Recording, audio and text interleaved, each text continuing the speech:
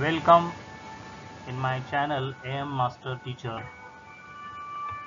Today we are going to see 9th standard English poem Silver by Walter D.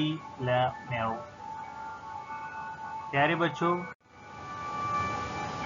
हम आज ये poem देखेंगे silver. First of all, I'm going to read the whole poem. Slowly, silently, now the moon walked the night in her silver shoon. This way and that she peers and sees silver fruit upon silver trees. One by one the casement catch her beams beneath the silver thatch. Coach in his kennel like a jock, like a lock, with paws of silver sleep the dog from their shadow. Coat the white breastplate of doves in silver feathered sleep. A harvest mouse goes scampering by with silver claws and silver eye, and moonless fish in the water gleam by silver threads in a silver stream. प्यारे बच्चों, silver का मानी होता है चांदी. चांद की रोशनी यहाँ पर जिक्र किया गया है. Slowly silently now the moon, धीरे धीरे खामोशी में ये चांद जो है, walk the night in her silver shoon, रात के वक्त चांदी के जूते पहने हुए वॉकिंग के लिए निकला है. चांद जो है ये चल रहा है, रोज की तरह अपना सफर कर रहा है. उसको शायर ने कहा है कि ये वॉक कर रहा है, चल रहा है. दिस वे, इस रास्ते में, एंड दैट, उसमें, शी पियर्स एंड सीज, अपने साथियों के साथ देखता है कि उस चांद की रोशनी की वजह से ये रोशनी जो है ये दरख्तों पे पड़ती है, और दरख्त भी जो है चांदी की तरह सफ़ेद, और इसके फल फ्रूट भी सफ़ेद नज़र आते हैं. One by one the casement catch, एक के बाद एक, केसमेंट यानी विंडो, केसमेंट कैच, खिड़की के जरिए वो रोशनी जो है अंदर आ रही है, सब जगह फैली है.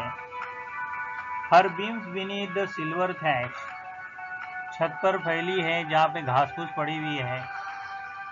घास फूस पे भी जो है चांद की रोशनी, उसके वजह वो सफ़ेद नज़र आए चांदी की तरह. आगे कहते हैं शायर, प्यारे बच्चों, couched in his kennel like a log, एक कुत्ता बैठा हुआ है कैनल में, कुत्ते का घर जो है उसके अंदर. कोच, कोच के ऊपर बिस्तर पे पड़ा हुआ है, उसके बिछोने पे, या कहेंगे कि बेड के ऊपर. लाइक ए लॉक, लॉक यानी लकड़ा, लकड़े की तरह पड़ा हुआ है. With pause of silver sleep the dog, वो कुत्ता जो है, डॉग जो है, स्लीप, सोया हुआ है, और उसके दोनों पंजे, पॉज जो है वो बाहर निकले हुए, वो भी सफ़ेद नज़र आ रहे चांदी की तरह. From their shadow cote the white breast peep of doves in silver feather sleep, और इसका साया जो कोट के ऊपर पड़ा हुआ है, और वाइट ब्रेस्ट बीफ, जो डोव्स है, कबूतर जो है, उसका जो सीना है, उसके आगे का हिस्सा है, वो भी चमक रहा है, वो भी कबूतर भी पड़ा हुआ है. इन सिल्वर फीदर स्लीप, और उसके पर जो है वो भी चांदी की तरह नज़र आ रहे हैं. वो कबूतर भी स्लीप, सोया हुआ है. आगे देखते हैं. A harvest mouse goes scampering by, harvest mouse मतलब खेती में दौड़ने वाला ये चूहा दौड़ता है. और स्कैम्परिंग करता है, उछल कूद करता है। तो वो चूहा भी जो है तो चांद की रोशनी की वजह से, चांदनी की वजह से कुछ सिल्वर